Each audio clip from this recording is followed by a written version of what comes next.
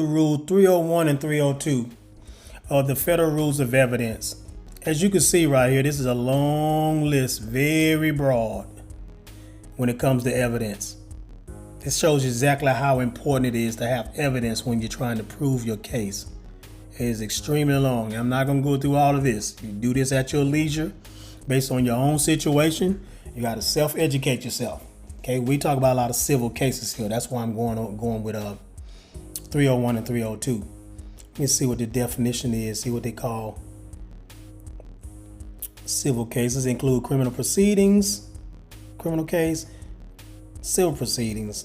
And generally, this is what you're dealing with when you got family court, child support, traffic cases, stuff like that. Well, traffic cases are considered criminal cases. I don't know why, because injured party. But anyway. And as far as I'm gonna go with definitions, as far as it goes with the definitions, but 301, I'm gonna read something.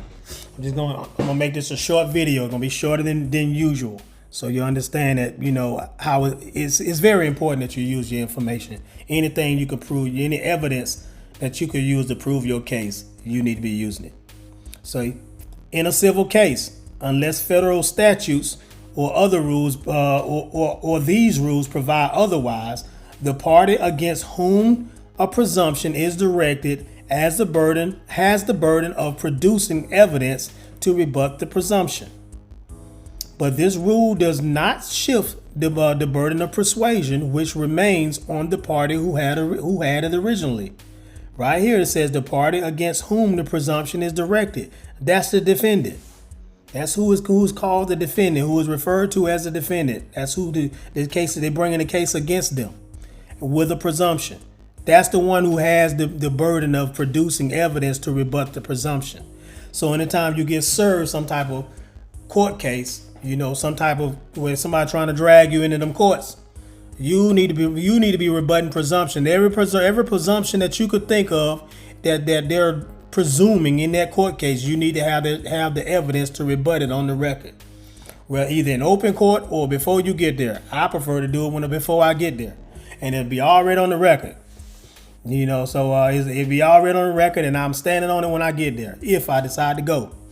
Say, but this rule does not shift the burden of persuasion. They have the burden to persuade. They can actually have some type of say the open claim. They may have some type of a lot of time they'll make take a child support case. In many cases, the vast majority of those cases, they always have some type of false allegation that the opposing party, that the defendant, that they may make against the defendant, and that false allegation tend to have the person, I guess the one who actually received the one who's playing the role of the defendant, find them in their emotions, trying to defend themselves, trying to defend that with an argument, a responding argument, and they get in open court arguing about what they was accused of. And that's really used to throw you off. It has nothing to do with anything. It has nothing to do with what they're really trying to do. I would throw an objection in there and then be done with that part and wouldn't even entertain it no more. Because there's no evidence to prove it. What evidence do you have to say that I actually did these things you're saying I did? Where's the evidence? If there's no evidence, the burden of proof is on them to persuade the court. If I file an objection into that court case, then now the burden of proof is on you to persuade the court that what you just said was true. Okay, where's the objection? That's why they do motions to strike, motion to dismiss for failure to state a claim, stuff like that, because there's no proof. And see, which remains on the party who had it originally. That's who actually started it. Who started it in the first place? That's the plaintiff. Now let's go to 302. In civil cases, say in a civil case, state law governs the effect of a presumption regarding a claim or defense for which state law supplies the rule of the decision. Okay? It's always good. So now you all know they're dealing with presumptions all the time. All the time. That's why for the last couple of weeks I've been talking about these presumptions. These presumptions are something else. And if you allow people to make decisions based on a presumption, make decisions for your life based on presumptions that you chose not to rebut, or you waived your duty to rebut it with some evidence, with some certified evidence, some valid evidence, whether it's an affidavit form or certified records, whatever it is that you can use to to prove your case. Matter of fact, I'm gonna browse across something real quick. What is evidence? Let's see what type of evidence they have. Admissibility of other evidence, copies of records to prove content. Definition applies to this. I'm gonna browse across this a little bit because I'm not gonna go through this whole thing. See, authentication of identification. They talk about testimonies, though that's one type of evidence. Self-authenticating. Let's see, authenticating, identifying evidence. These are talking about public records. It could be anything that's from the county recorder's office or anything. It could be any type of evidence about public records. Ancient records. I was talking about last week. I went to Georgia Archives. That's what it's called here in Georgia, where they have all the constitutions that were ever written from history. They got those in a public setting where you can go in there and get certified copies of it. Evidence about phone conversations. Evidence about public records. That's at the county recorder's office or something like that. Or it could be the doctor's office. You can go get medical records and prove something, testimony witness, non-expert opinion about a handwriting. And say, example, I know my mama's handwriting when I see it. You know what I'm saying? So I will be a non-expert opinion about a handwriting because I'm familiar with her handwriting. That's my mother or my brother or my sister. I know their handwritings.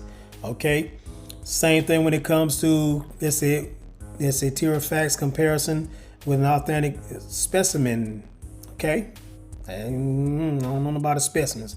Anyway, distinctive characteristics and the like. I know a person when I see them. I know how they look. I know how they walk. I know it's certain. If I'm familiar with somebody, how they appear, how they look. That will be some type of evidence you could use. Opinion about a voice. I know my mother's voice when I hear it. I know my father's voice when I hear it. My brother. Those examples. Evidence about phone conversations. I can tell who's that they talking about whether it's done with a computer or any type of whatever. You can still know their voice when you hear it. You can kind of recognize it. These are different types of evidence that you could actually use. Let's see. Admissibility of duplicates. Yeah.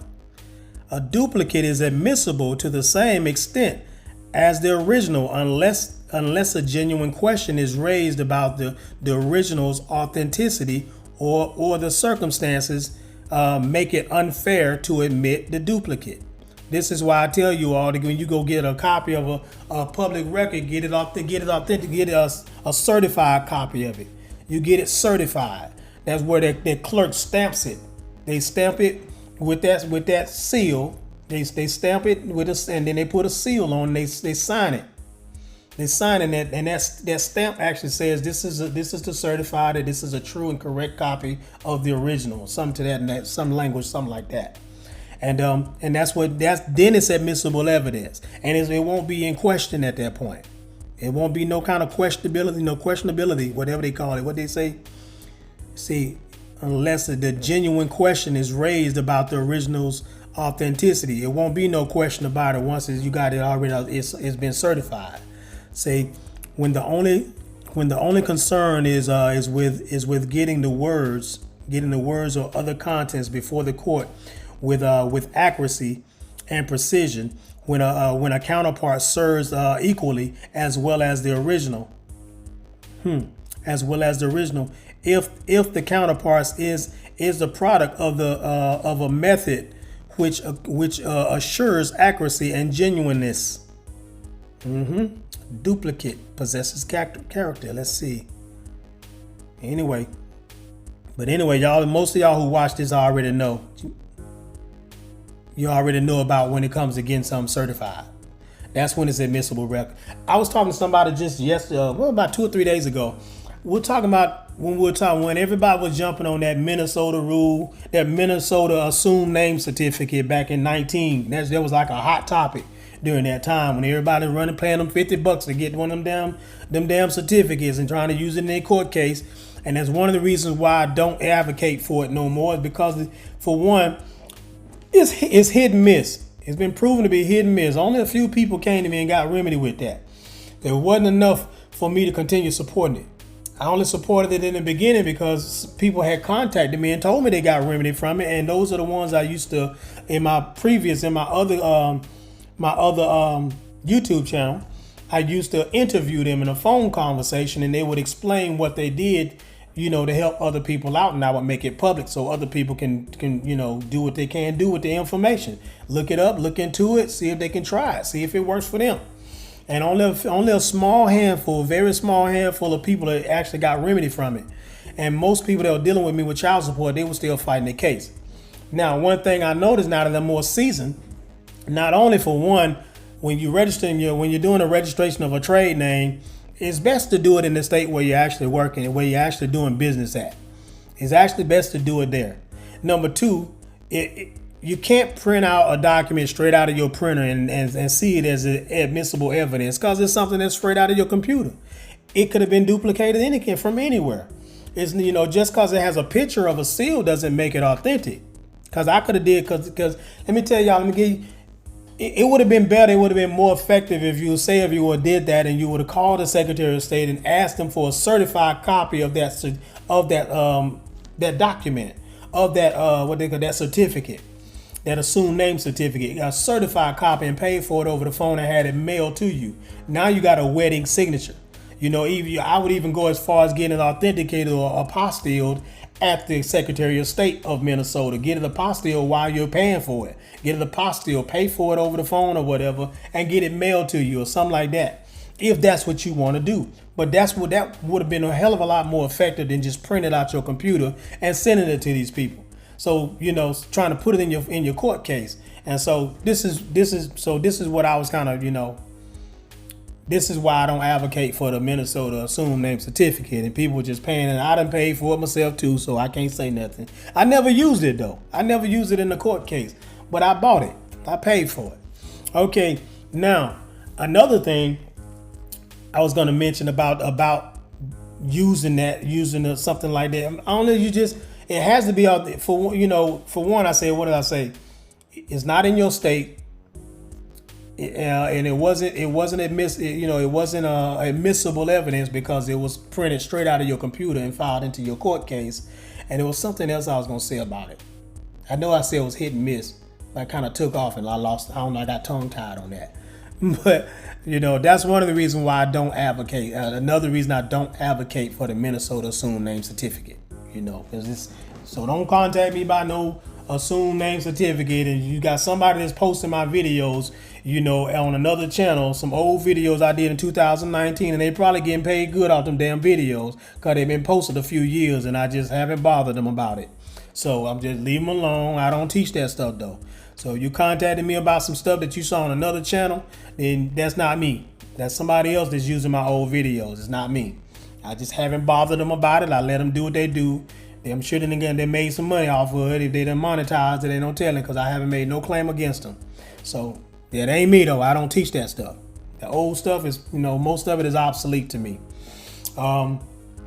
Let's see. What else? Here we go. I'm gonna go back to where I was at. Admissible and duplicates. Other evidence of content. Copies of public records to prove content. Copies of public records to prove content. Let me see what we're talking about here. The proponent may use a copy to prove the content of an official record. Okay, of an official record, or of a document that was recorded or filed in a public office as authorized by law. If these conditions are met, the record or document is otherwise admissible.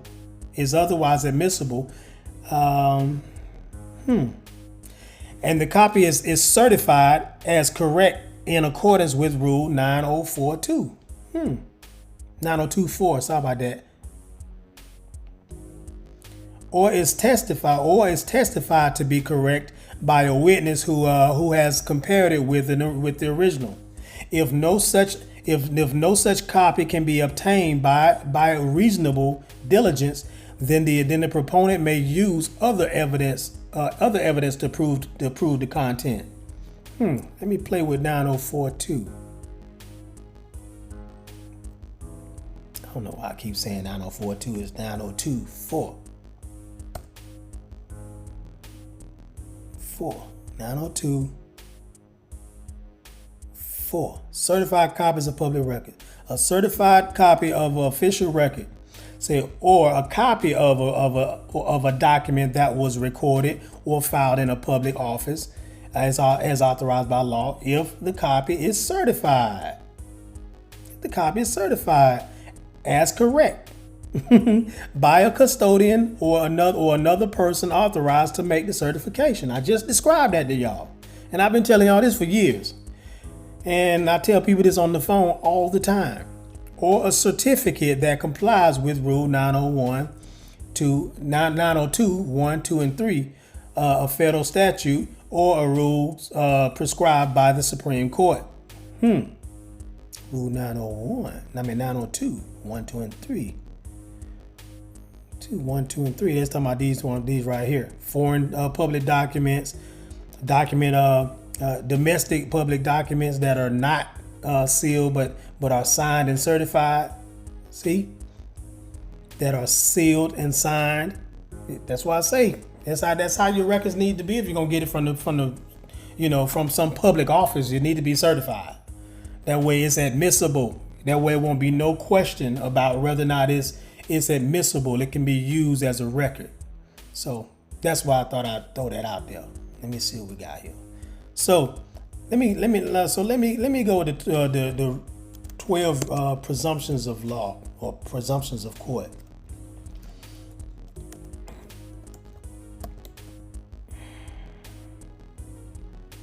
I think it's court. Yeah, let's see if I can find them. Rebuttable presumptions. I did a video on that already. In general, I don't like using these little random stuff like that. I might use it anyway. Because there are many like presumptions. There are many of them. There are a lot of them out there. Presumptions of law and there's evidence. Yeah, I guess I end up using it anyway. Or will I use it? You know what? I'm not going to use it. Y'all are. I think we're kind of familiar with that anyway. We're familiar with that anyway. Plus, I said I wasn't going to make this video long this time. We're almost 20 minutes in. So, but anyway, I'll tickle it a little bit. This is the same thing I just read. Let's see. Given presumption, establish a credible evidence. Civil actions proceeding in all civil actions and proceedings not otherwise provided for by statute or by these rules. If facts given a rise to a presumption are established by credible evidence, the presumption statutes for evidence of the existence of the facts presumed until the tier of facts. Until the tier of fact finds from credible evidence that the fact presumed does not exist. They just worded it differently. You just have to give evidence. Say okay, in which event the presumption is rebutted and ceases to operate. See, it's the same thing I've been saying the whole damn time, and the other one said the same thing. It just worded it differently. A party against whom the presumption is directed has the burden of proving that the non-existence of the presumed fact is more probable than its existence. Say it could possibly happen, but it didn't happen. Okay. Let's see. Inconsistent presumptions. If a presumption, I'm gonna shut it down after this. Inconsistent presumptions. Let's say if presumptions are inconsistent, The presumption applies that is founded upon weightier considerations of policy. If considerations of policy are of equal weight, neither presumption applies. Okay, that's North Dakota courts. So you see, this wasn't no bullshit website, but it just worded it differently. But it's the same. They're saying the same thing. Georgia probably says the same thing, but I started off reading from the federal rules of evidence. North Dakota saying the same thing. They just worded it differently. Okay. In your state, look in your state, Rule 301 and 302. I'm sure it's going to say the same damn thing. Let's see, 301. Let's see. Rule 301. See what it says. Come on, Mike. Get it right. 301 OCGA. See what it's going to say. I'm going to shut it on down. Oh, shit. OCGA. No. Okay, I'm done. Let me get on off of here. All right, y'all. I'm going to shut it on down from here, y'all. I just had to go ahead and make this video about Rule 301 and Rule 302 about the federal rules of evidence. All right. If you haven't liked and subscribed, please take the time to do so. Please share these videos. Make sure give it a good thumbs up. Make sure you check them out. Check out my other content, y'all. I'm on this stuff now, y'all. I think I'm on fire. Y'all can't tell me that now. y'all got anything else you got in mind? Any comments? Anything you wanna share with me in the comments that you'd like to see a video on? I don't have a problem looking into something, and making a video about it. But just holler at me, get at me in the comments, and we'll go from there, y'all. And I'll see y'all in the next video. Emrose signing out.